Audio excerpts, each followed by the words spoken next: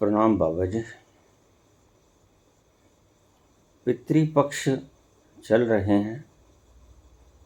अनेकों लोग पितृदोष से पीड़ित भी हैं, परंतु कईयों को तो पितृदोष से उत्पन्न बाधाओं के संबंध में सही जानकारी नहीं होगी, बस एक अनजानी शक्ति से पीड़ित होंगे। कृपा पितृदोष से उत्पन्न व्याधियों और उनके सरल निराकरण हेतु मार्गदर्शन प्रदान करें।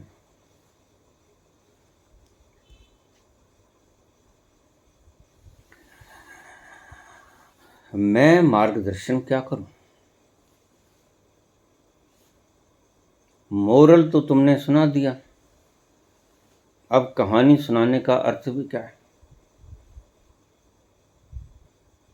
रिजल्ट तो तुमने निकाल दिया, मेरे से मार्गदर्शन काहे का चाहते हो? अनेकों लोग पितृदोष से पीड़ित भी हैं, परंतु कईयों को तो पितृदोष से उत्पन्न बाधाओं के संबंध में सही जानकारी ही नहीं होती,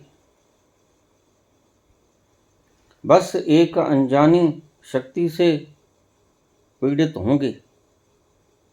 कृपया पितृदोष से उत्पन्न व्याधियों और उनके सरल निराकरण हेतु मार्गदर्शन प्रदान करें। धन्यवाद। चाहता तो मैं भी यही हूँ कि मैं धन्यवाद कर दूं, लेकिन अब प्रश्न आ गया है।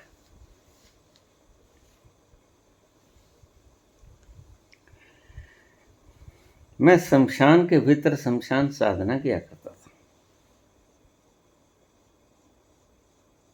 याद आ गई बहुत पुराने दिनों की। रात्रि का वेला करीब 2 बजे होंगे।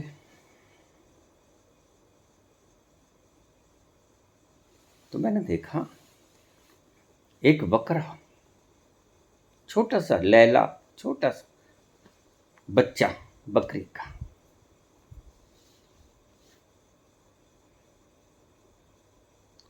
वो मिमियाता हुआ फिर रहा था शमशान घाट में। ये सत्य घटना मैं आपको बताता हूँ।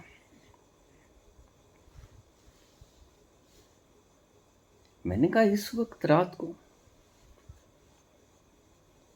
और यहां मेमने का क्या काम? आसपास देखा कोई भी नहीं था। मैं थोड़ा सा उठा कि चलो ऐसे तो ये डिस्टर्ब करेगा, इसको बांध के यहीं कहीं बांध देते हैं या फिर माली को उठा देते हैं। और थोड़ी दूर पे चला था, एक शराब की बोतल वहां पर पड़ी हुई मिली। रात्रि की वेला थी, करीब चमकीले दिन थे, पूर्णमासी के आसपास के प्रकाश था।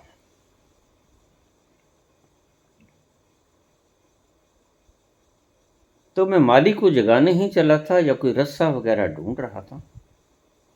एक व्यक्ति आया। पहले वाले व्यक्ति को भी मैं पहचान गया था, जो वो लैला छोड़ के गया था।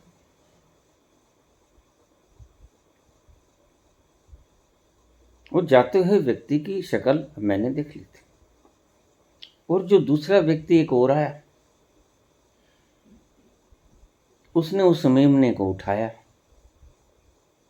शराब की बोतल को उठाया और चल दिया। दूसरे व्यक्ति को भी मैं पहचान गया, जानता।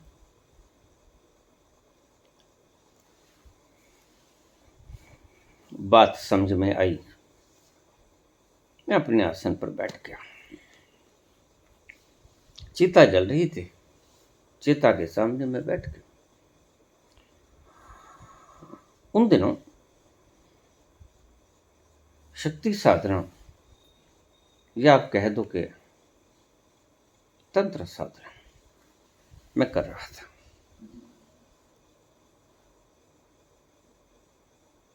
यही कोई 3 बजे के करीब मैं घर पहुंच गया, सो गया। दुकान के ऊपर सोया करता था। सुबह थोड़ा लेट उठता, उसके बाद में चाय वगैरह पी के गौशाला मंदिर चला जाता।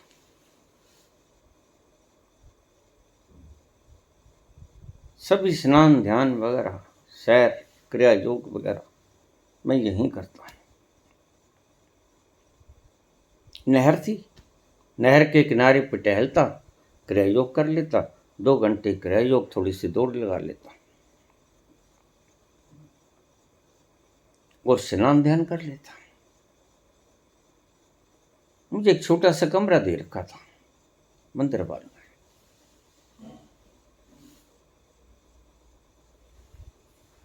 उसके बाद में 1-2 बजे के करीब घर पे आ जाता, खाना वगैरह खाता और सो जाता थोड़ी देर के लिए।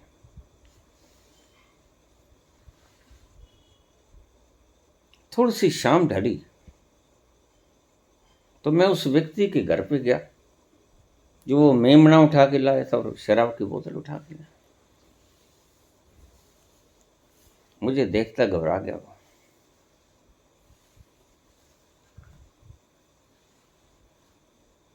मैंने प्रणाम किया, मैं बैठ गया।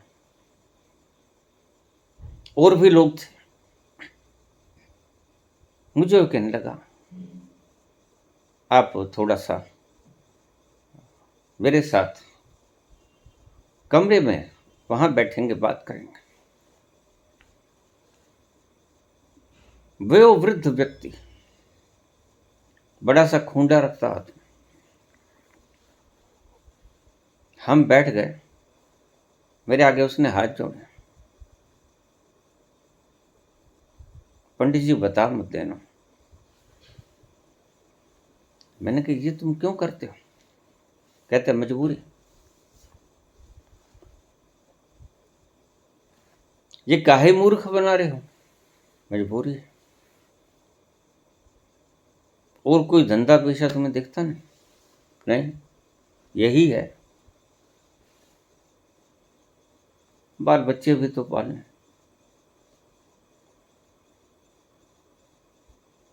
सारी बात मैं समझ गया था। पितृपक्ष चल रहा था और पितृपक्ष से ही मुझे कहानी याद आई।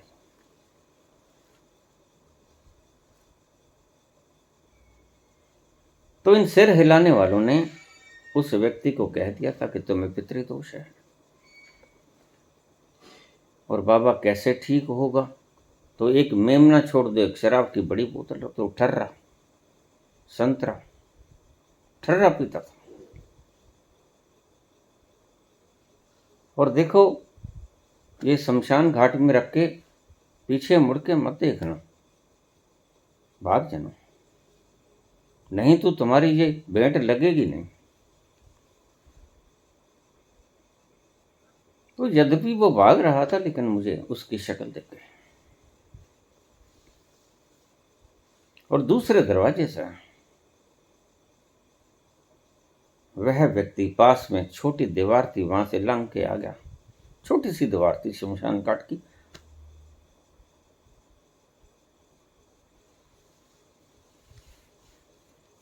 ये पितृपक्ष में पितरों को शांत करने का उपाय था। तो पूछा है कि पितृपक्ष चल रहे हैं, बहुत से व्यक्तियों को व्याधियां होती होंगी, बिल्कुल होती होंगी, तकलीफें होती होंगी, बीमारियां होती होंगी, रोग होते होंगे, और वो बेचारे इनके हिसाब से मेरे ही कर्मों का परिणाम है, या कोई अदृश्य शक्ति, कोई काला जादू किसी ने कर दिया, उनको पता भी नहीं होगा कि यह तो पितृदोष है। तो भटकन में फिरते होंगे। बाबा पितृदोष के बारे में विस्तार से बताएं, बड़ी कृपा होगी।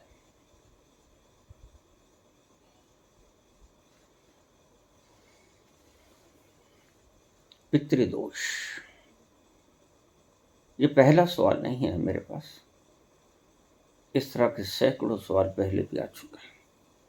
पितृदोष, कुल देवता, कुल देवी, ये बाबा इनके बारे में प्रकाश डालिए और पूर्ण विवरण से एक वीडियो बना दीजिए। लो, आज वीडियो बना रहा हूं, सुनने वाले बनो।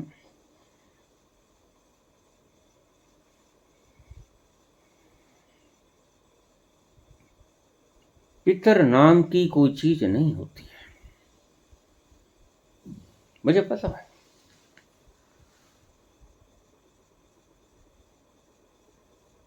आधी दुनिया के कारोबार डगमगाएंगे। कुल देवता नाम का कुछ नहीं होता है और कुल देवी नाम की कोई चीज नहीं होती है।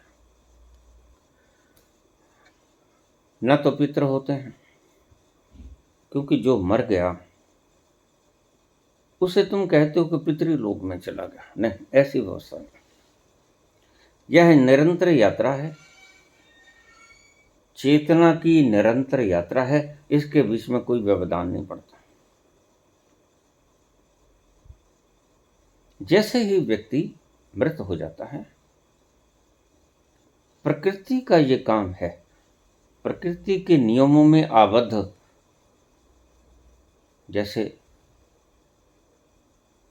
हम चलते हैं, ग्रेविटेशनल फोर्स हमें चलने में मदद भी करता है और ऑब्स्ट्रक्शन भी पैदा करता है। वैसे ही प्रकृति के सारे नियम उस सर्जनहारे ने बना दिए हैं और खुद प्रकृति के बीच में भी स्थित है साक्षी रूप में, और प्रकृति के बाहर भी स्थित है, नियमों से परे भी है और नियमों के भीतर होते हुए कर्मों को, चलती हुई घटनाओं को देख भी रहा है। दोनों काम है उसके।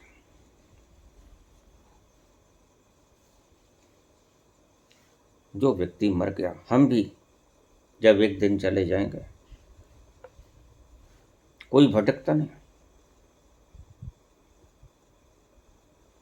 यह कारोबार के ढंग हैं, धंधे चलाने के ढंग हैं।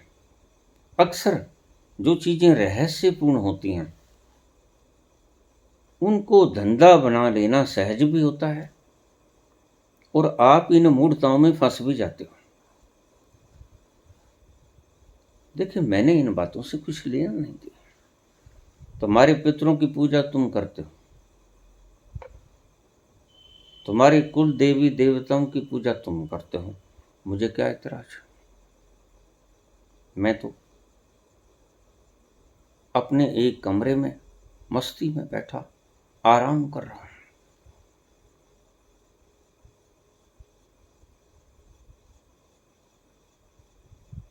ये तुम्हारे नसीब में है कि भटको, और नसीब तुम्हारा बनाया हुआ है। तुम भटकना चाहते हो तो तुम बिना किसी चीज की छानबीन किए,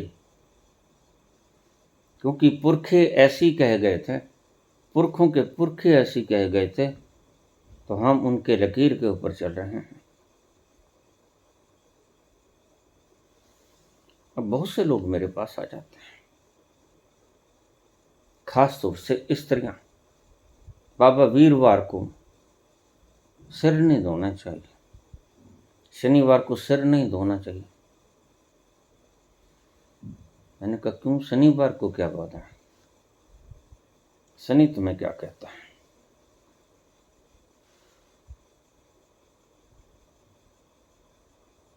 प्रत्येक वार अलग अलग। ये पाखंड है। अब बॉब कट रोज नहाते हैं, अंग्रेज रोज नहाते हैं। अंग्रेजों का कोई कुल देवता नहीं होता, उनके कोई कुल देवी नहीं होती, उनको कोई पितर तंग नहीं करते। वो सहज साइंटिफिक सोच रखते हैं। वो बीमार हो गए तो डॉक्टर के पास जाते हैं। मेरे पास भी यहाँ बहुत से लोग आ जाते हैं, बाबा जाड़ा डालियो, मैं जाड़ा डाल देता हूँ और सबब से वो ठीक हो जाते हैं। इसमें मैं कुछ नहीं करता, लेकिन वो ठीक हो जाते हैं। बस मैं इतना सा करता हूं कि मैं भोलेनाथ को याद करके मोर पंख से उसको झाड़ा लगा देता हूं। वो ठीक हूं ना हूं इस चीज की मैं फिक्र नहीं करता, मुझे पता भी नहीं होता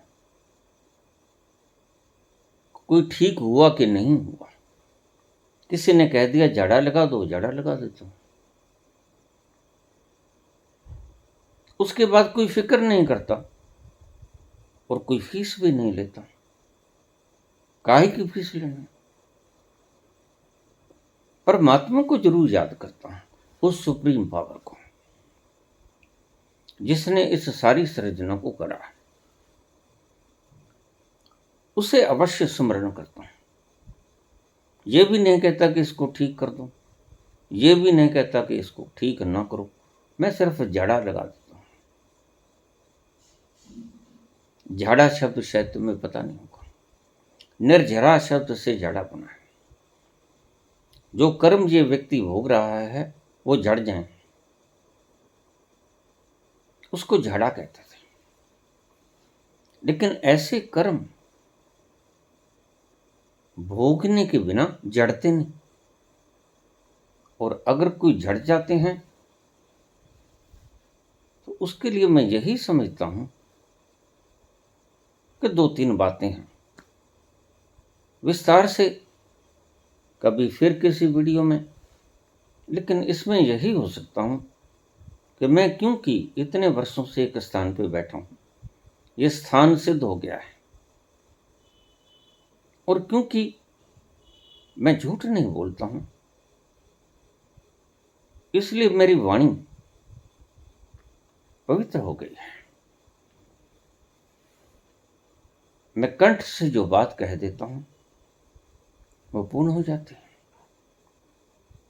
झाड़ा लगा दिया, वह व्यक्ति श्रद्धा से आया है, श्रद्धा से आया, ठीक भी हो जाते हैं, कुछ ठीक नहीं भी होते होंगे,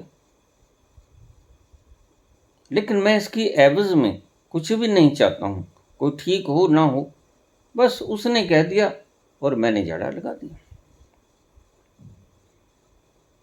लेकिन जिनकी दुकानदारी है उनका क्या होगा? वो ऐसे ऐसे कलोल करते हैं। दूसरे दिन उस व्यक्ति ने वो मेमना काटा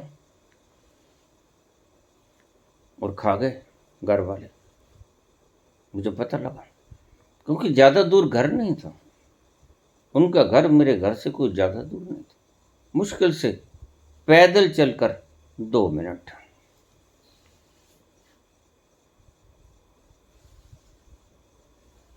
ऐसी ऐसी मूढ़ मान्यताओं में हम उलझे हुए हैं। पितृपक्ष चल रहा है,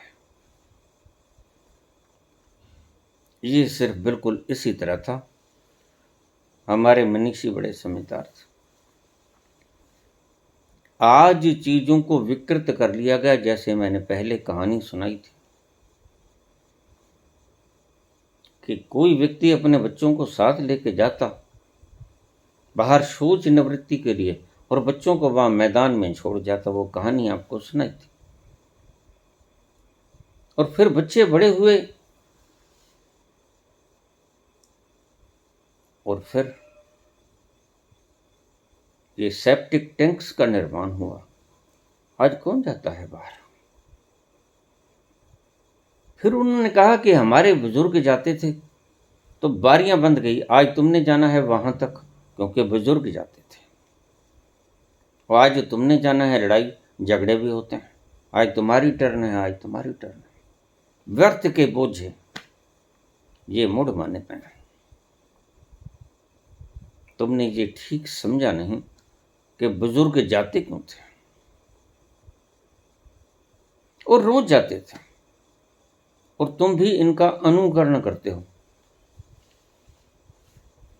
क्योंकि आज्ञाकारी पुत्र हो, आज्ञाकारी पुत्र हो। ये नहीं समझते कि वह जाते क्यों थे। बस जिस दिन तुम ये समझ लोगे, उस दिन तुम जाना बंद कर दोगे। बहुत से लोग पितरों से पीड़ित होते हैं, पितर होते ही नहीं। पहली बात आपको बताऊं, कुल देवता नहीं होते, कुल देवी नहीं होती। यात्रा पत्थर से परमात्मा तक की यात्रा है। ये बीच के पड़ाव हैं, पौधे, पेड़ पौधे, unicellular organisms, multi cellular organisms, फिर कोई बड़े पशु हो जाते हैं, कोई कुत्ता, गधा, कोई गाय, और उसके बाद मानव के तन की यात्रा। मानव तन में जब आत्मा आ जाती है तो वह मुक्त होने की कैपेबिलिटी रखती है। मानव शरीर के बिना कोई मुक्त नहीं हो सकता। इसलिए एक चौराहा बना दिया गया। जिन्हें तुम देवी देवता कहते हो, सिर्फ वो गुण का कारण था, ये कोई योनियां नहीं होती। देवी देवता, पितर, कुल देवता, ये योनियां नहीं होती। ये भूत, प्रेत, पिशाच, चंडाल, ये कोई योनियां नहीं होती। ये स्टेट ऑफ कॉन्शियसनेस होती है। जैसे अल्प बुद्धि, तीक्ष्ण बुद्धि, अंध बुद्धि नहीं होती, वैसे ही ये होते हैं।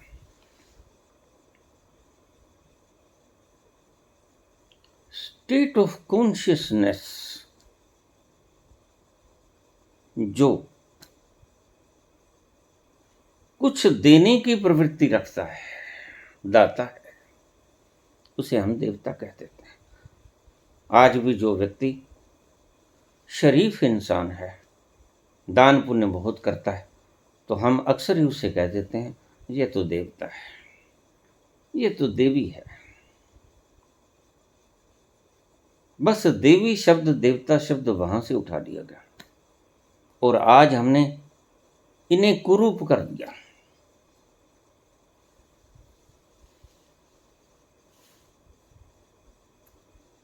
संक्षेप में आपको बता दूं, आत्मा की यात्रा जड़ से पूर्णता की ओर, परमात्मा की ओर, बाकी रास्ते के पड़ाव हैं। ये जो जिन्हें तुम कहते हो पितृबाधा, प्रेत बाधा, या कुछ भी नहीं होता है। दिमागी तकलीफें हैं। ये बात जुदा है कि आज साइंस दिमाग की सारी संरचनाओं को पहचान नहीं सकी। इसलिए जो चीज हमें समझ नहीं आती, उसको हम समझ में नहीं आती